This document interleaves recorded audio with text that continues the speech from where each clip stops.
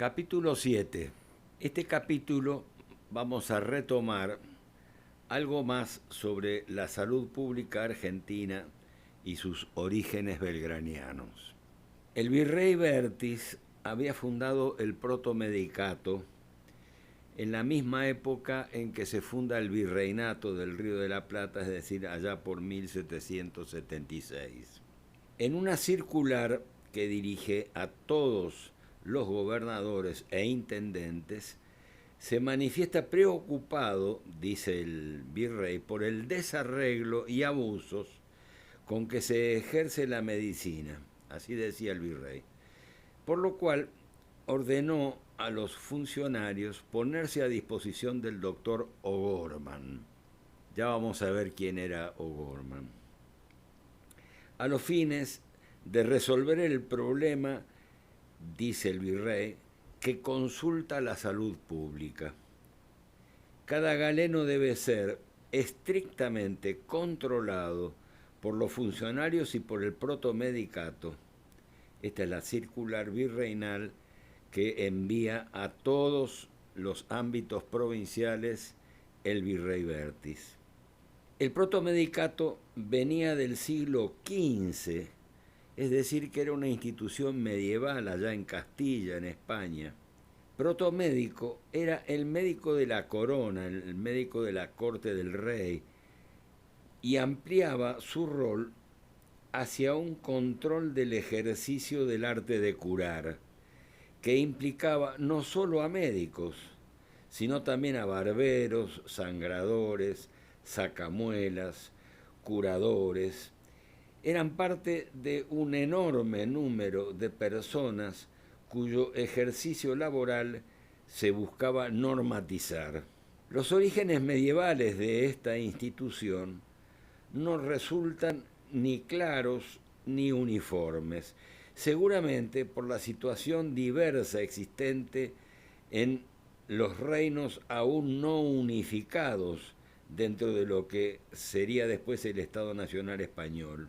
Recién, con la llegada de los Borbones, allá por el 1700, la abolición de los fueros, la instalación de un idioma que unificara España, el castellano, y un monarca común, es decir, la unificación de lo que va a ser el Estado español, con el intento de construir un Estado moderno, que las funciones del protomedicato aparecerán más claras, centradas en el control social. Es en 1780, ya hemos avanzado bastante, que Carlos III dividirá el protomedicato en protomedicato, protocirujanato, protofarmaceuticato, protobarberato y protoliberatato, que eran los veterinarios. Con la conquista de América, el protomedicato llegó a nuestro continente.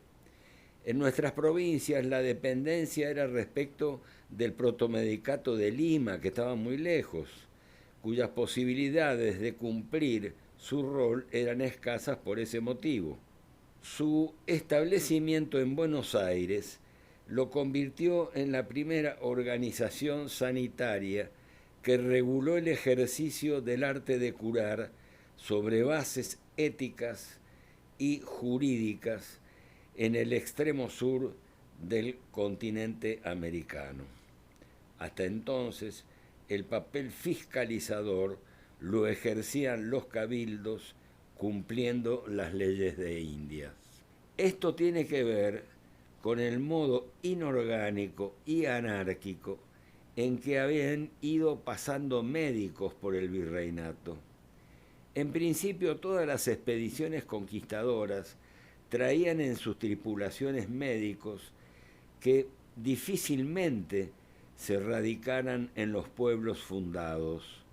Por otro lado, los 5 médicos llegados a Buenos Aires desde 1600 eran portugueses con dudosos antecedentes profesionales y también lo que se llamaba dudosos antecedentes de sangre, por cuanto eran apellidos que habitualmente adoptaban los judíos conversos, que como ustedes saben eran perseguidos. Huían de España estos conversos, alterando sus identidades, y aparecían entonces apellidos modificados. Ya antes de 1603, Córdoba había tenido un médico que luego emigró a Buenos Aires.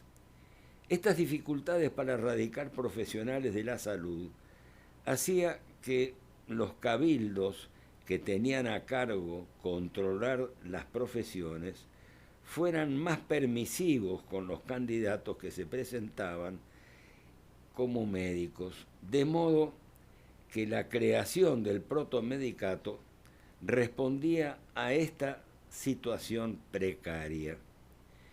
Los protomédicos constituían un tribunal examinador que fiscalizaba la práctica y programaba la formación sanitaria, estableciendo 3 categorías: doctor, que tenía estudios completos; licenciados, que manejaban una especialidad médica, como los algebristas dedicados a la traumatología; y los médicos militares, título que se obtenía en España. El protomedicato quedó a cargo del médico irlandés Miguel Gorman, que es el primer protomédico rioplatense que llega a nuestras costas, formado en Francia y en Madrid, quien también asumió el rol docente en la ciencia médica. Estamos hablando de 35 años antes de la Revolución de Mayo. Llegado en 1776, es el primer higienista argentino. Si bien sus tareas se refirieron a la higiene pública, la prevención de las enfermedades transmisibles y el saneamiento ambiental, debemos a Gorman las primeras 2 pericias psiquiátricas que conocemos, allá por 1782. Son muy interesantes porque una de ellas fue practicada a una mujer atendida por Gorman, registrando el diagnóstico de melancolía, que al no ser tratada se transformó en lo que se llamaba manía, a veces demens, a veces furens, es decir, que a veces se ponía melancólica y otras veces tenía crisis agresivas. Resultando que, según Gorman, lo excitante de su enfermedad dimanó de la ausencia de su marido. La otra pericia que le debemos a Gorman fue hecha a un comerciante que resultó un verdadero ataque hipocondríaco, según el médico, causado por sucesivas mudanzas a Chile, a Lima, a Buenos Aires. El doctor Gorman recurre a las teorías hipocráticas para describir, diagnosticar y tratar los padecimientos mentales. En esa misma época, estamos hablando de 25 años antes de la Revolución de Mayo, vuelve a Buenos Aires el doctor Cosme Argerich. Les recomiendo que retengan este nombre, Cosme Argerich. Diplomado en España para desempeñarse como examinador del protomedicato, pasando a ser luego protomédico general el año en que se funda el consulado y queda a su cargo Manuel Belgrano, de quien pasa a ser íntimo compañero. Reemplaza a Gorman, por lo tanto, y ya en 1802 se desempeña como profesor de la Escuela de Medicina del Protomedicato, creado por el consulado a impulsos de don Manuel Belgrano. Se integró en 1800, o sea, 10 años antes de la Revolución, a la Sociedad Patriótica, Literaria y Económica liderada por el general Belgrano, organismo revolucionario que sembró las ideas concretadas 10 años después, sirviéndose del periódico El Telégrafo como órgano de difusión, según veremos más adelante. En la mencionada escuela de medicina se desempeñaban ya Gorman en medicina y Fabre, el doctor Fabre, en cirugía, quienes habían concretado un plan de estudios basado en la muy célebre Universidad de Edimburgo, en Escocia, con 6 años de duración. La clase inaugural la dicta el 2 de marzo de 1801 Fabre sobre temas quirúrgicos. Al año siguiente, Argerich reemplaza a Gorman en la escuela, en la dirección de la escuela, y 15 jóvenes inician los estudios. Entre ellos están Francisco Argerich, hijo de Cosme, Mariano Vico, Juan de Dios Madera, Adeodato Olivera. Esto muestra la nueva función que se agregaba al protomedicato, que era la formación académica, siendo el Río de la Plata pionero en ello en América, luego de llegada la autorización real que institucionaliza el protomedicato luego de 20 años de funcionamiento precario. Es interesante conocer los textos de esa carrera de 6 años, donde se mezclan autores españoles, la mayoría, escoceses, siguiendo la Universidad de Edimburgo, y franceses. La inclinación de O'Gorman por esa prestigiosa Universidad de Edimburgo tuvo influencia decisiva, lo cual también entraña ciertas resistencias, dado el carácter protestante del catedrático y de aquella casa de estudios. Hablemos de los hospitales. Su creación fue muy temprana y se trataba de espacios asilares que siempre incluían lugares para dementes y para pobres. Esto lo había fijado Felipe II allá por 1540 y algo. Decía textualmente que se funden hospitales en todos los pueblos de españoles e indios. Después se dispondría que los hospitales para los pobres enfermos no contagiosos estuvieran al lado de las iglesias, mientras que los contagiosos se alojaran en lugares altos para que ningún viento dañoso pasando por los hospitales vaya a herir en las poblaciones. Así decía la resolución.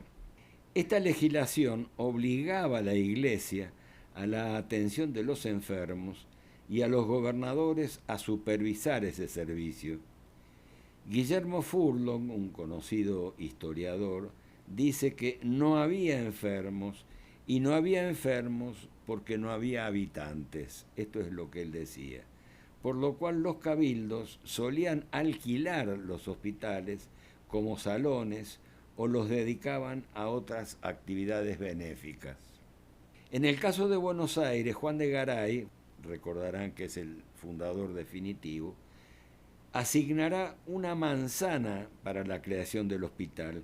Eso se muda posteriormente a otro lugar y se crea un hospital para luego cerrarse durante 20 años. La población no tenía el hábito de tratar a sus enfermos sino en sus domicilios, a los que concurrían los médicos.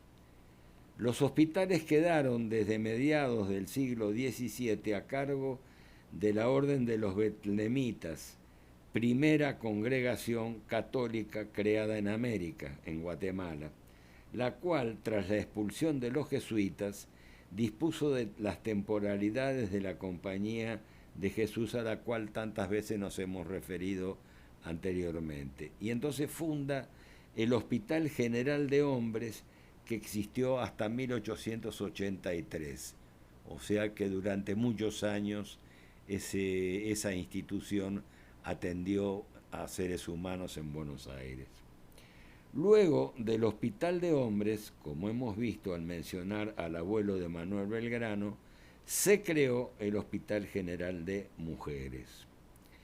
El Virreinato del Perú fundó rápidamente instituciones hospitalarias.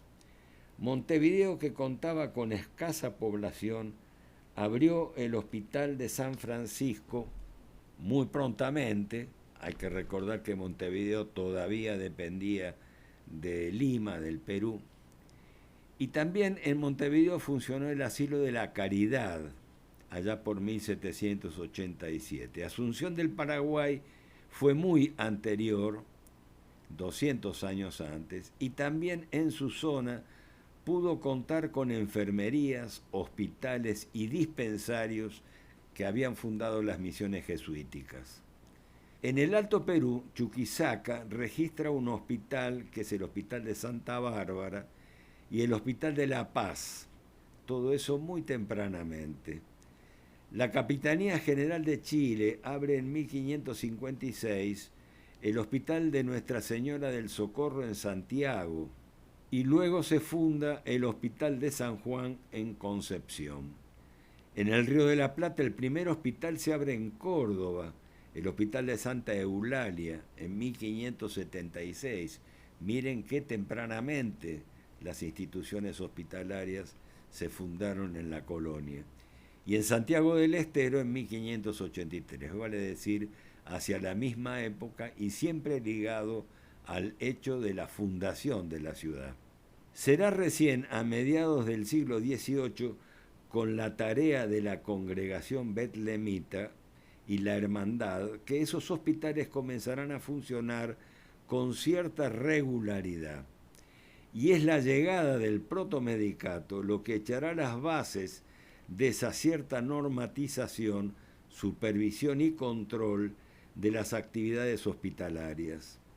La temprana inserción de los médicos en hechos militares ocurridos en distintos puntos del virreinato, por ejemplo, Francisco Argerich, padre de Cosme, a quien nos hemos referido y volveremos a él más adelante, participó en el ejército que Buenos Aires mandó para sofocar la rebelión de Túpac Amaru.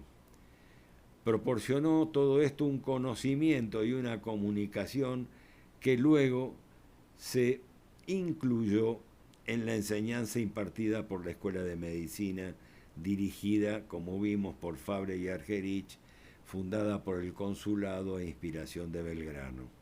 Fabre y Argerich además eran médicos en el Hospital de los Betlemitas y en el Hospital de Mujeres, con lo cual estos dos son los primeros hospitales escuela de nuestro país antes de la Revolución. Gorman creó, con el respaldo de Bertis, el aprovisionamiento de insumos, de medicamentos venidos de España, organizando la compra centralizada para todo el virreinato. Aumentó el número de camas e inauguró el régimen de guardias, que no existía hasta entonces. Concretó la adquisición de instrumental y la fundación del lazareto en el fuerte de San Juan Bautista sobre el Salado, en la provincia de Santa Fe. Bertis ordenará la creación de la Casa de Niños Expósitos, en cuyo nombre se traerá la imprenta jesuítica desde Córdoba. Esa Casa de Niños Expósitos estaba dedicada a la atención de niños abandonados y recién nacidos en riesgo. Se amamantaba por amas de leche, se hacía también la prevención del infanticidio y puericultura. Este desarrollo propio tenía una frase de Bertis a la cual hay que prestar atención, que buscaba legitimar todo este movimiento fundacional sanitario. Bertis decía, textualmente, si a 1000 leguas desde Lima no se podía manejar la salud, menos será posible controlarla desde España. Es una frase que parece tener algún tinte independentista, no hay que olvidar que Bertis era de origen mexicano, ¿no? Es decir, a fines del siglo XVIII se produce una confluencia entre los viejos hospitales coloniales, el protomedicato, las organizaciones benéficas y las recientes cátedras académicas, al amparo de decisiones virreinales. Todo está presente en la intelectualidad prerrevolucionaria, en el diario Telégrafo, en las sociedades patrióticas, en el consulado y en las instituciones coloniales, en un debate donde la censura virreinal suele actuar mientras los que quieren avanzar en el camino de cambios revolucionarios se organizan para lograrlos. Las tensiones entre todos estos actores son permanentes, a lo cual debe agregarse el peso de las tradiciones culturales, derechos postergados, persecuciones que el régimen colonial practica contra las mayorías indígenas y criollas y mulatas en una sociedad de rápida militarización.